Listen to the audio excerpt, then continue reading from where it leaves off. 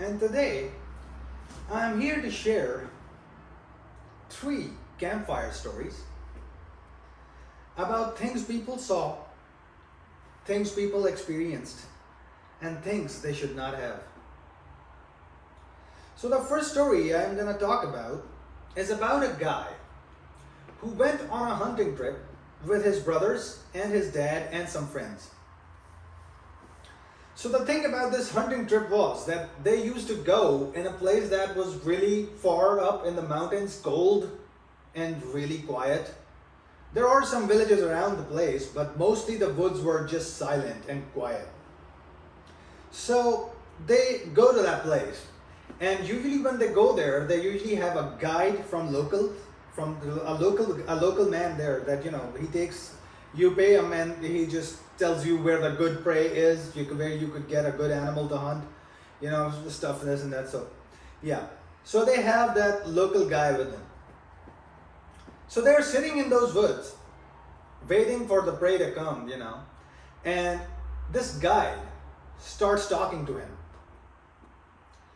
Now, his dad keeps telling him that not to speak, because the animal could hear you from miles away, and he's not gonna come here if if you keep speaking. So stop speaking, don't speak, just calm down and just wait for the animal to come in front of us so that we could shoot it. So this guy, he's still talking up with the guide, and one thing led to another, and the guide started telling him a story about this exact place where they are right now. This exact place where they were, sitting right now. He tells him that there used to be an entity in this place. So this guy tells him about the entity that used to be in this place, the exact place they were at right now. So he tells him that there was an entity in this place that used to just grab people's livestock and run away. And this guy asks him, what was the entity like? And this guy describes the entity that it was like 7, 8, 10 foot tall, whole body covered in hair, and it ran like it had springs in his legs. Like it ran so fast, like it jumped for quite disturbingly far, in 1 second, that you would like, what the hell, It was quite disturbing to see this entity run the way it ran. They mostly saw it in the night, and what happened was that this entity stole 3 baby cows from that area, right? And now the people found out, so now they are like worried, well, who is stealing our livestock?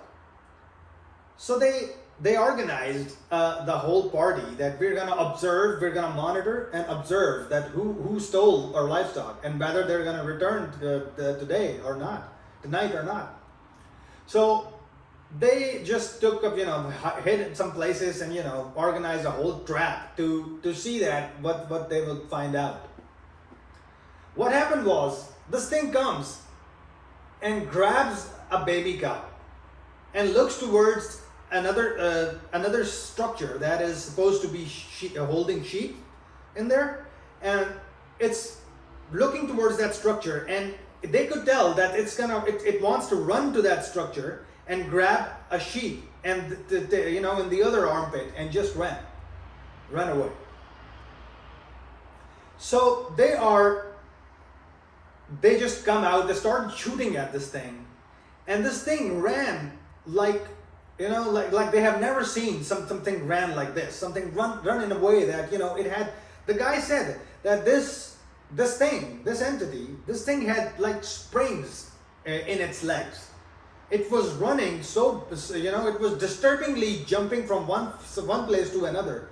A man cannot do that. A man is not capable. Doesn't matter how tall the man is. A man is not capable of jumping like 12 feet, 12, 13, 15 feet, from one step to another, and it just jumped so high and so long, so further, that, it was really hard to track it and shoot it. So this thing ran away. Now, You have to keep this in mind, that this guy, the guide guy who is telling the story, has ever, he doesn't know what internet is. He has never used internet. He doesn't know, to read. He doesn't know how to read. And he has no experience of fantasy or research or, something, movies, looking up for movies or something. A simple village guy who does, works with sheep in the day and just sleeps in the night. All right. He does not have any, any way to research something or, collect stories from the internet or whatever. So this day they stood there all in the woods because they were hunting. So but they didn't get their animal. They didn't kill anything that day. So they went back to the house they were renting to stay there. The owner of the house was an old lady, and she had her mother with her. So next day in the morning, these women come to them to offer some breakfast or something. And this guy, just starts talking about, oh, we couldn't get the animal, this happened, that happened. And out of nowhere, that old woman, the owner's mother, started sharing an old-time story about an entity who used to watch women, whoever were a little away from the village and, towards near the wood, maybe getting water or maybe, herding animals or something. An entity that used to stalk women, whoever was alone or, with animals somewhere secluded, away from the village. And it used to stalk the women of the village. And this guy asked her what kind of entity this was. So this old woman describes the entity like a man which is 8 to 10 foot tall, big, and has hair all over his body, like not a single place without hair. Everywhere it's hair. It's a man covered in hair, but bigger, like bigger than any man she has seen before. And she told them that entity is not the thing of the past. It is still here. And it is still around. So, I don't know what to call it, Because the thing is, this old woman has no idea how to read, how to write, or how to use internet, to find out the stories about Bigfoot, But this woman shared her story with us. Now I don't know how you want to take it, It's up to you what you want to, what you come up with, You could say that she saw a man or she saw some other animal, but I'm just here to say what she told this guy. I'm just here to say the story this guy shared with me. Now the next thing I want to talk about is a story that was shared by an old man, a grandpa level man, probably in his 80s. And he shared his story because he says that this changed his life forever. So this man is a very respectable man. Everybody trusts him. Everybody listens to him. He's a government employee. He's not, some guy who just, who would just say false things or, to get attention. He's doing pretty good, and by himself. He has done pretty well for himself, and he has a good life. He's married. He's got kids. So he is in his 40s. The same grandpa guy. He shares his stories because he was in his 40s when this happened. He was about 40, exact 40, when this happened. So he says that I was coming back from work to home. The time was about 11 p.m. or 12. So I stopped near a ridge. I was driving a Jeep. I stopped my Jeep near a ridge, and there was a water stream going under that ridge. So I just got out of the car to have a smoke and, to pee. And I just had a smoke and peed.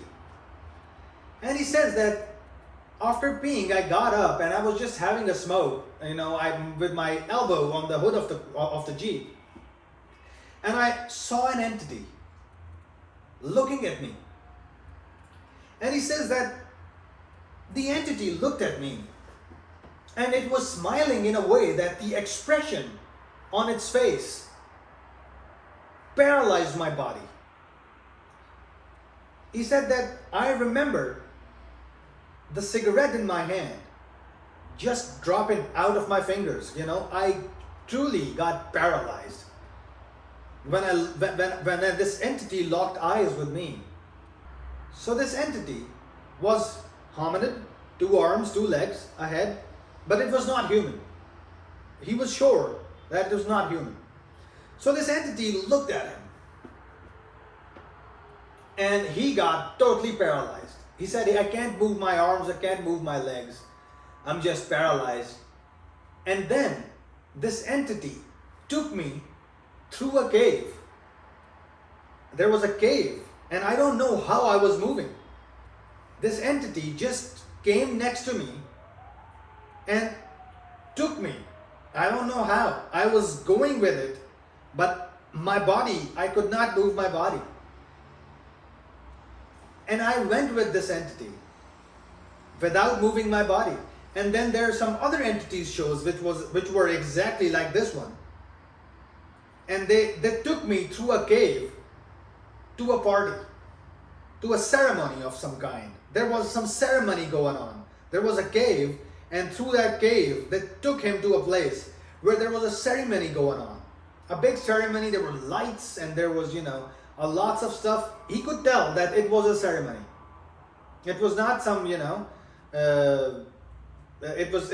could tell, he could tell that it was some ceremony going on, and they were going through some rituals and stuff like this.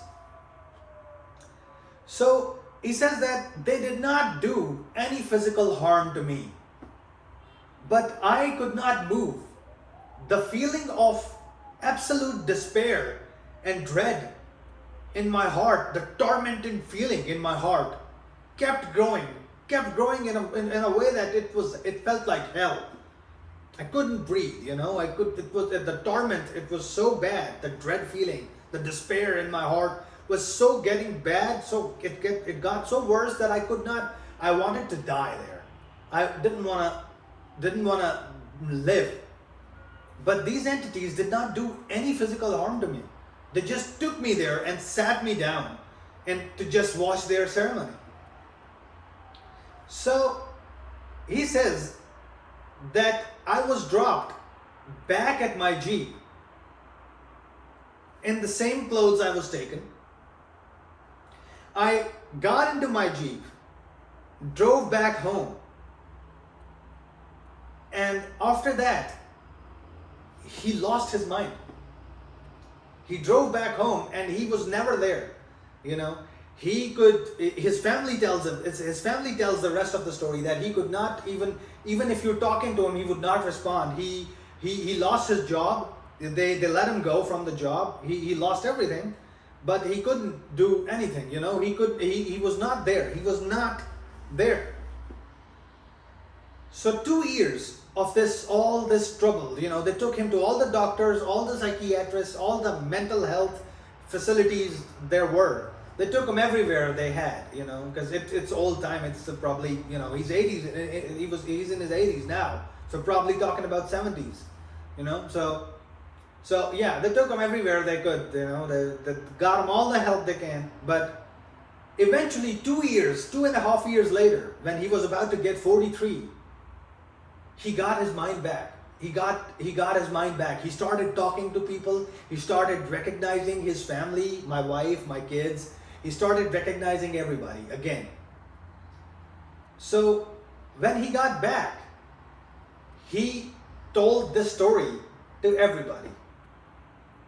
And the weird thing about this is that he got better, but he forgot everything that happened between the time he was dropped back to his Jeep to the time he got back in his mind back. Like 2.5 years. He forgot the whole 2.5 years. And he says that the whole time those entities took me there, it was like 16 hours, 16, 17 hours. But it felt like months. It felt like weeks, months. Like I was there for weeks or months. So, I don't know what to call it. You could call it alien abduction, or you could call it whatever you want to call it, you know. Because we don't know. This is just a story shared by an old man that, you know, when you look at this man, you would say that, oh man, he cannot lie. An old man, what's the reason this old man has to lie? So, it's up to you what you take out of this. The next story I want to talk about is pretty disturbing in a way that, you know, you will know. So it's about some college kids. So, you know, these college kids had a stupid habit of skipping classes and going to the woods. They used to skip classes and go to the woods. The friend group, the whole group did that for years. And they were going to the woods and they only saw the woods were generic woods. There were like rabbits and a boar, wild boar there, not any exotic stuff, nothing out of the ordinary. But the problem was there was a boundary where it was said that do not cross this boundary. There was a board there that it said that do not go further from here. But the kids, you know, they were curious. They always used to talk about what's over there. And one of the kids found a newspaper. In that newspaper, there was a story that was published in that newspaper which said that the people who went there, who crossed this boundary, their bodies were found. Necks broken and, you know, mutilated in a bad way. Their bodies were found. Whoever went there did not come out alive. Their bodies were found outside of that area, like, you know, they were found outside of this area, the boundary.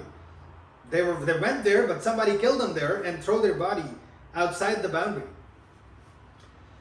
So these kids were really curious. So one day, what happened was that these kids were about to go, and they had every class has a smart kid, the one that is smarter than everyone else.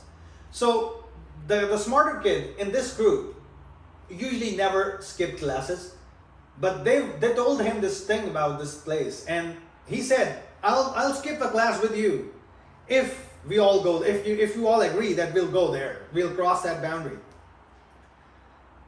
So they said, yeah, they all agreed to this, and they went there that today we're gonna cross that boundary. So they go there and they cross the boundary, and a few minutes later, they probably hiked for like 10-20 minutes, and then they saw men in dark black uniform with no insignia, no nothing, just black uniform, covered their faces covered. And these men, they just came, these men just came and, held these boys, all of them, all these college kids, they held them. And, they grab them and they're on the gunpoint, do not move, this and that.